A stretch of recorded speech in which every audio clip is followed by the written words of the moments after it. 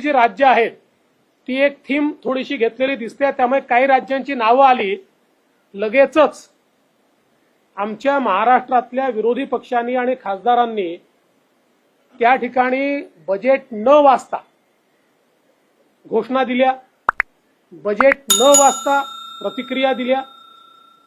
मला असं वाटतं जनता तुम्हाला जेव्हा निवडून देते एवढीच अपेक्षा असते की काय तरतुदी आहेत त्या वाचल्या पाहिजेत.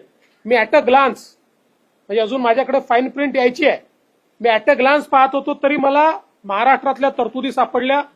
विदर्भ मराठवाड्यातल्या दुष्काळग्रस्त भागातील सिंचन प्रकल्पांना 600 कोटी, महाराष्ट्र ग्रामीण रस्ते सुधार योजना 400 कोटी, समावेशक कामासाठी इकॉनॉमिक क्लस्टर 466 कोटी, क्लायमेट रेझिलियंट ॲग्रिकल्चर 598 कोटी, महाराष्ट्र ॲग्री बिझनेस जो आपला प्रोजेक्ट आहे त्याला केंद्राचा हिस्सा 150 कोटी, MUTP 3 जो मुंबईकरता महत्वाचा प्रकल्प आहे 908 कोटी, मुंबई मेट्रो याच्याकरता 1087 कोटी, दिल्ली मुंबई कॉरिडॉर 499 कोटी, MMR ग्रीन अर्बन मोबिलिटी 150 कोटी, नागपूर मेट्रो 683 कोटी, नाग नदी सुधार प्रकल्प 500 कोटी, पुणे मेट्रो 814 कोटी, मुळामुठा 690 कोटी.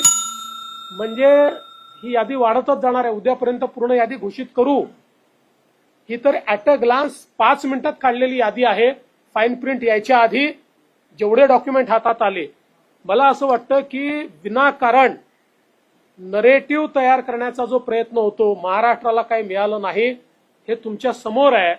आणि रेल्वेच्या बजेटचे पैसे तर अजून सांगितलेलेच नाहीत आणि वेगवेगळ्या योजनांवर जे महाराष्ट्राला मिळालेले आहेत ते देखील अजून त्याचे फाईन प्रिंट माझ्या हाती यायचे आहेत.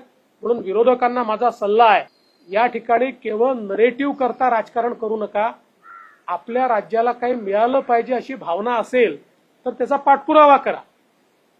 मी दाव्याने सांगतो, माननीय मोदी साहेबांच्या अजेंड्यावर महाराष्ट्र प्राथमिकतेने आहे.